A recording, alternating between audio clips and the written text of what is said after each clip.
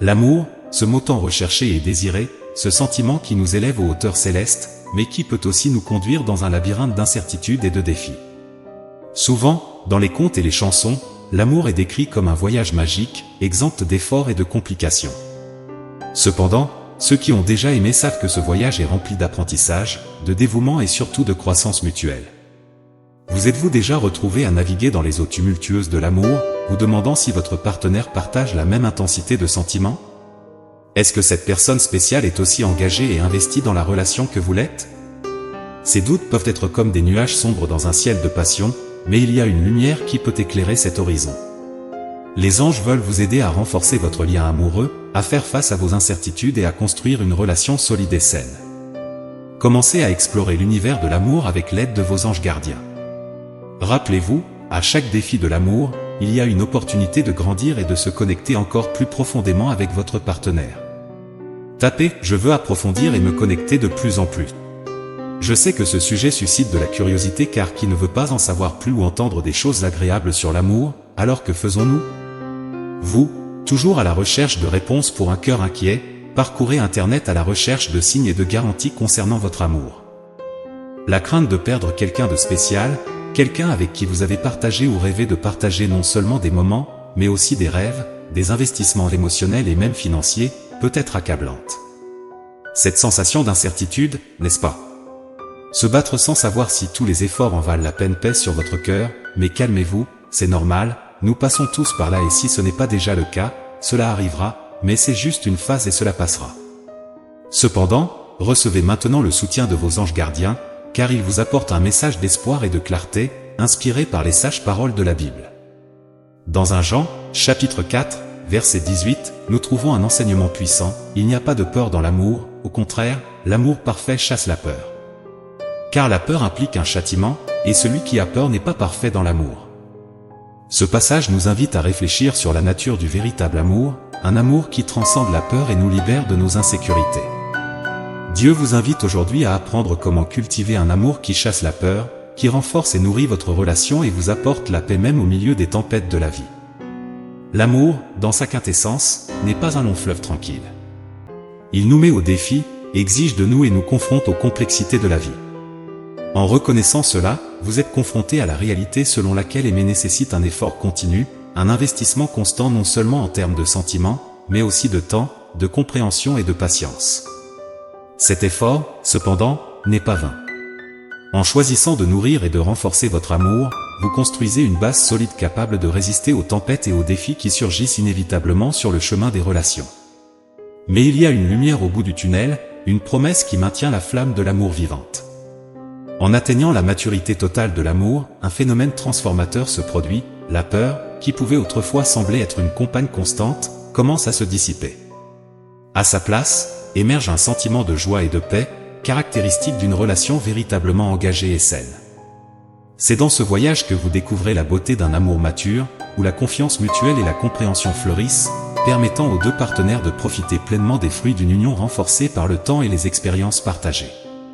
Un des premiers et plus fondamentaux signes est la constance de l'amour même dans les moments difficiles. Le véritable amour, tel qu'illustré par le mot grec agapé, trouvé dans le Nouveau Testament, transcende l'émotion pure. Agapé met en évidence un choix délibéré, un engagement qui demeure ferme même lorsque les circonstances sont difficiles. Ce type d'amour n'est pas éphémère ni conditionnel, il ne recule pas face aux adversités. Au contraire, l'amour agapé révèle sa véritable force par le choix volontaire de se sacrifier pour le bien de l'autre. Cette forme d'amour altruiste implique un profond sens du dévouement et de l'empathie, où les besoins et le bien-être du partenaire sont prioritaires. La compréhension que le véritable amour est une décision active, et non pas seulement un sentiment éphémère, apporte une nouvelle dimension à la façon dont nous vivons et exprimons l'amour dans nos relations. En reconnaissant l'amour agapé en action, nous réalisons que le véritable amour est un voyage de don de soi, de patience et de sacrifice mutuel, qui renforce et enrichit la connexion entre les individus. Le véritable amour, celui qui perdure et se renforce même dans les moments les plus difficiles, n'est pas une marée haute et basse, mais une constante. Ce type d'amour ne fluctue pas en fonction des émotions du moment. Proverbe 17 nous rappelle cette vérité éternelle en soulignant que « l'ami aime en tout temps ». Cela reflète l'essence d'un amour authentique et profond, où la personne aimée devient une priorité constante, indépendamment des circonstances.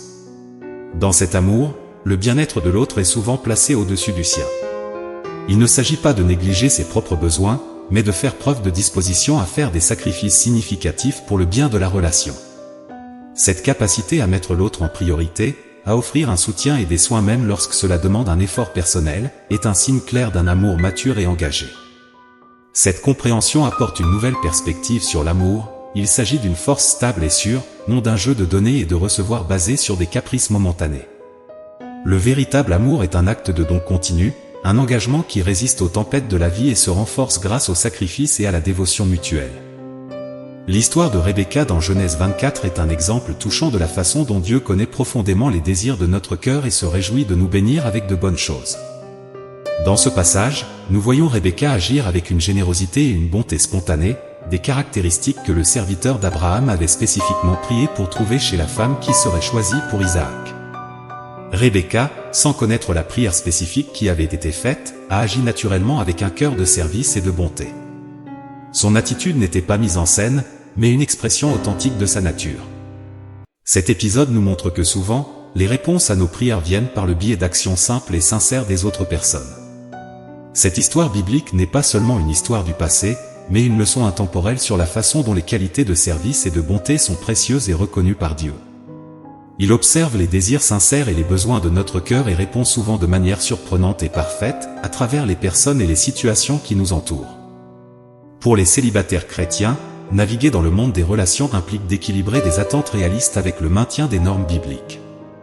Il est essentiel de comprendre que la recherche d'un partenaire va au-delà de l'apparence physique, l'accent doit être mis sur le caractère de la personne et son engagement envers les principes chrétiens. À mesure que vous connaissez véritablement quelqu'un, une attraction physique basée sur un véritable amour et des valeurs partagées a tendance à grandir, tandis qu'une attraction superficielle fondée uniquement sur la passion a tendance à s'estomper avec le temps. Ce concept se reflète dans la relation entre le Christ et l'Église, où le Christ a sacrifié sa vie pour sanctifier et purifier l'Église. Cet acte d'amour sacrificiel est le modèle pour les maris d'aimer leurs femmes, en plaçant leurs besoins au-dessus des leurs. Cet amour vrai vise le meilleur intérêt de l'autre, même s'il ne correspond pas toujours aux désirs immédiats. Ainsi, l'amour sacrificiel ne s'agit pas d'indulgence, mais de prendre des décisions bénéfiques pour l'autre, même lorsque cela implique des défis personnels. Le véritable amour repose sur des piliers tels que le pardon, la sécurité et le respect. Dans une relation où l'amour sacrificiel prédomine, vous ressentez véritablement que l'autre se soucie de votre bien-être. Ce type d'amour est résistant, assez fort pour résister aux efforts de Satan, qui cherche inlassablement à déstabiliser l'union sacrée entre deux individus qui aiment et honorent le Seigneur.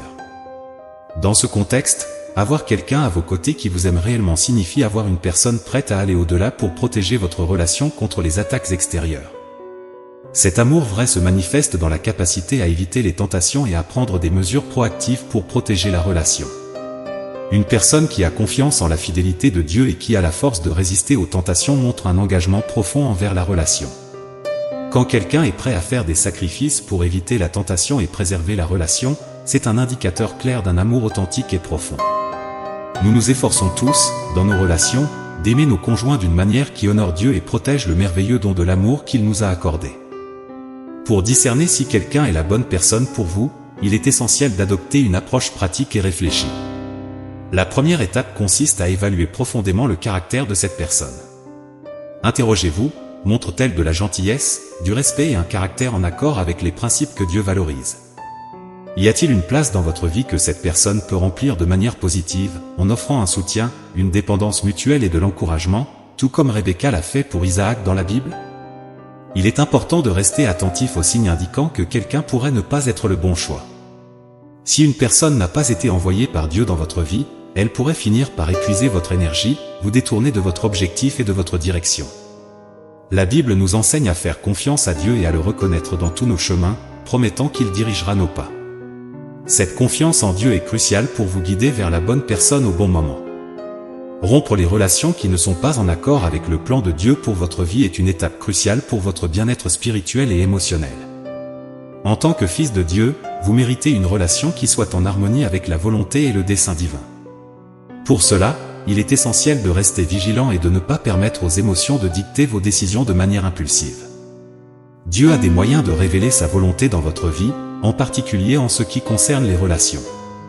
Il le fera par le biais de signes clairs, tels que des actions et un caractère reflétant la piété et l'alignement avec ses enseignements.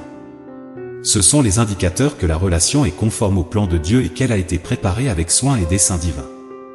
Être célibataire ne devrait pas être vu comme une punition, mais plutôt comme une précieuse période de croissance personnelle et spirituelle.